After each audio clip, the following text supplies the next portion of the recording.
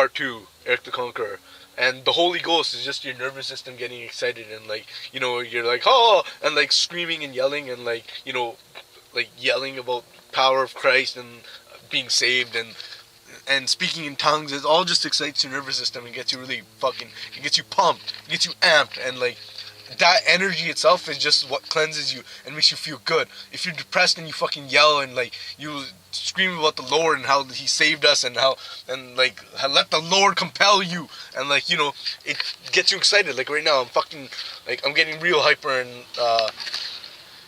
going back down now because I came to realization, and it just charges your body and it makes you feel good, and it's just a form of bioenergetic release, and that's all this shit really is. That's all life is actually, and you know, it's people will laugh and like make fun of this bullshit, but it has some merit to it. I mean, I think a lot of this is bullshit too, but there's merit behind this bullshit. Like it's not just some completely like it's not like somebody just decided that, oh, we're gonna do this, and like it they obviously did it because it works, and if it makes people feel comfortable and if it makes people happy, then more power to them. I don't have anything against that, but I'm just saying like I'm merely talking about these people who go through this shit and like they don't try it at all, and then and then they're fucked up and depressed, and then they wonder why, and then it's because they're too afraid of sing and dance. And yeah, even people who don't do this, a lot of people sing and a lot of people dance. Singing is very good for you. I know a lot of people who actually sing along to music. Like, it annoys me, but whatever. Like, I'll make fun of them for it, but obviously there's merit in what they're doing. They're happy. These are genuinely happy individuals. Most people who sing along to music and like who sing in general tend to be very happy individuals. They tend to be vibrant, flamboyant, and bouncy individuals, and it's not a surprise that these people are like singers and dancers, and it's crazy. Like when you talk loud, when you sing, like right now when I'm talking, well, that's partially because I do like exercises to loosen up my throat and my inner abdominals and my chest, and like I can feel my voice resonating in my cavity, in my what'd you call it, in my torso, and and when you sing and when you dance, all that is just amplified by that much more. And so, sorry, hold on. So yeah,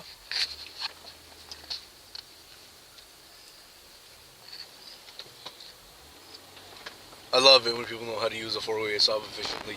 Anyways, yeah. So yeah, if you express yourself, in order to express yourself emotionally, you have to express yourself physically, and uh, it's important to me. I don't know. Sorry, I'm getting all stuffy, and it's because of this defog. And, yeah, it just happens once in a while. As much part of the reason why I think I take so much effort and awareness towards, and put so much awareness towards like my kinesiology and like well-being, as I probably because I was pretty fucked up. Like as a kid, I couldn't drink milk. Like you know, apparently I had a lot of fucked up digestive problems, and like I was dangerously underweight before, and like then I had allergies. The allergy fucking shots made me a little bit overweight, and it was just like all this shit. Like I guess it helped in me in the sense that I guess I had to suffer through this so that I would be awakened to this, and I don't know. And if it even helps, even if all this information helps one person, then I've done my job. Like I don't know, then I guess this shit has purpose.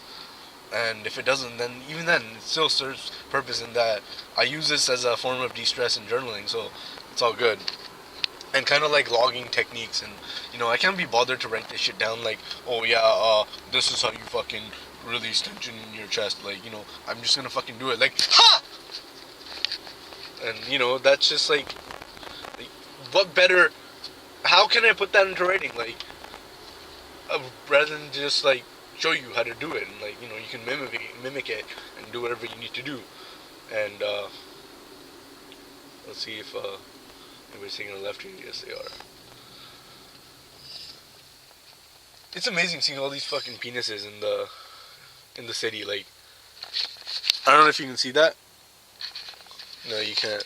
But it's just like that's what skyscrapers are. They just go up and like you know they're fucking the sky, and like man has been making phallic objects, phalluses for like the longest time. Like you know the rocket ship. What does that look like to you?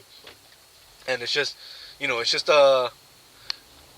one big dick measuring contest, and I find that hilarious. Whoa. And you know it's funny to me in a sense, and like you know it's also cool.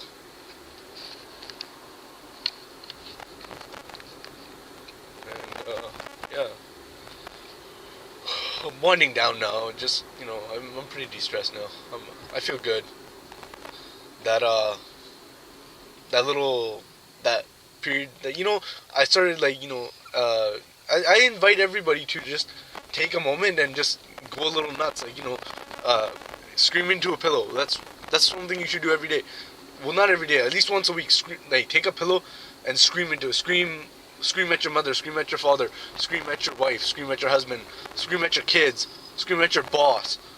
Like you know scream at that guy who cut you off this morning, and just like you know put it out there, you know just yell fuck you and no, and like whatever comes to mind. You can even just go like you know speak in tongues if you want to, you know scream at the power of Christ, scream at God, ask why. That's also another big thing I've noticed. Ask why. Like it's just it'll elicit a lot of emotion, and you know you can express all that emotion rather than keeping it bottled up. And you know I find that's where people fail. Like we try to be strong and like you know what is that term? I forget how the quote goes, but like somebody who cries isn't weak. They've just been strong for too long, and like it's kind of true in a sense. But like I don't know. I guess there is some merit to that phrase.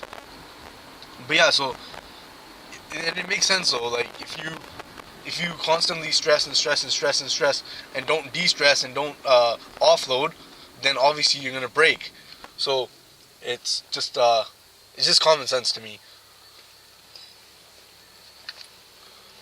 But you know, strength is important, but deloading is very important too. I think the weight room is a huge analogy for like just life in general. Like you can push hard, like in the gym you can push hard for a really long time. But if you don't take like a week to deload and lighten up and give your body a break, then inevitably, unless you're like a genetic freak or something, you're probably gonna suffer an injury or you're gonna suffer like lack of motivation. Either way, the universe will sort itself out, and you will find a way, like, I don't know, or like your gains won't even be that good just because like you've reached a point where you're overstressed and you need a break, right? So, and it just happens. Like it's the same with work and the same with like schools and emotions, and it just it's built in like that. Like you know, people get a couple weeks of vacation time from work every year, and people who go to school normally get breaks during spring break and like winter break and shit like that. And that's partially due to like a lot of research that they did on depression, and it helps. But anyways, I was all over the place this time, but you know I hope I got the point across. De-stress people, and express yourselves. Don't be fucking afraid to, you know, like I'm in a car right now, like nobody's around me, like of course everybody's here, but I don't care. And if you do happen to care, then do this shit like you know out away from people and do it in your car, do it in